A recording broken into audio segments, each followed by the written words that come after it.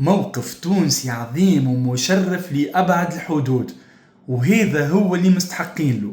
وبالحق وقت اللي جد الجد ما تلقى كان أسد. الدكتور أحمد السوكي ربي يشفيه إن شاء الله ويقيمه ساق سليم، هو في فواياج في فريبورغ في ألمانيا، وبارامون تعرض للأزمة قلبية وتثبت له زادة في ضيق تنفس كبير، مما خلاه أنه يتوجه للمستشفى اون يورجانس. وكان بالطبيعة غاديك لازم يشوفوا كارديولوج سبيسياليست متاع قلب، الور كو ما راعوا غادي لما قالوا له اللي ما ينجم يجي كان نهار الاثنين على خاطر في الفاكونس سبتو حد ما يبداوش موجودين السبيسياليست، وهو في حالة استعجالية.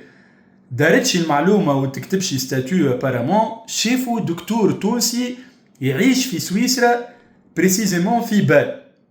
شي يعمل؟ لا يعرفوا لا حتى شيء بخلاف انه يعرفوا طبيب ويعرفوا تونسي. يهز السيد كرهبته من سويسرا ويسوق يمشي يجري لفرايبورغ اللي هي بارامون ساعة ونص الحكاية، ويتوجه للمستشفى اللي فيه الدكتور أحمد السوكي، ويقوم هو برعايته وعمل له هو الكونسلتاسيون بالرسمي. حاجة متنجم خويا كان تشرف بالرسمي. تونسي للتونسي رحمة، ومعزو الدكتور هذا ومعز اللي كتبوا الدكتور سوكي من بعد كيفاش هو قال يا ولدي زايد مع تونس وزايد مع طب تونس وزايد مع الرعاية الطبية التونسية. تفهم اللي انت هذا من عند طبيب، هذا الدكتور سوكي شنو قال، وتفهم انت النعمة متاع التونسي والرحمة وكيفاش قام ومحسبهاش والله واعلم السيد وقتها شنو كان عنده وما عندوش، سلم في حياته الكل ومشي باش ينقذ كونفرير متاعه وإنسان مواطن كيفه ولد بلاده.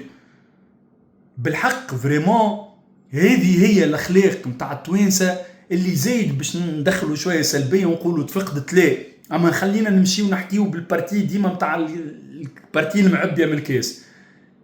هذه بالحق قلوب التوانسة.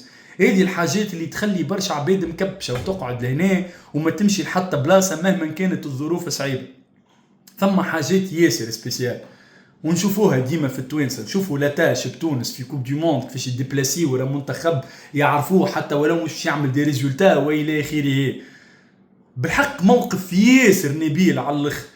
منهم الزوز، من الدكتور اللي مشي بالحق نعاودها المرة الألف، ومن الدكتور سوكي كيفاش عطاه شهادة للتاريخ على تونس وطبها ورعايتها وإلى آخره، رغم نعاود نقول القطاع ما يشهد من صعوبات كبيرة على الأخر، ورغم اللي هاجروه برشا، إلا أنه في الأخر نعاودها وقت اللي جد ما تلقى كان أسد.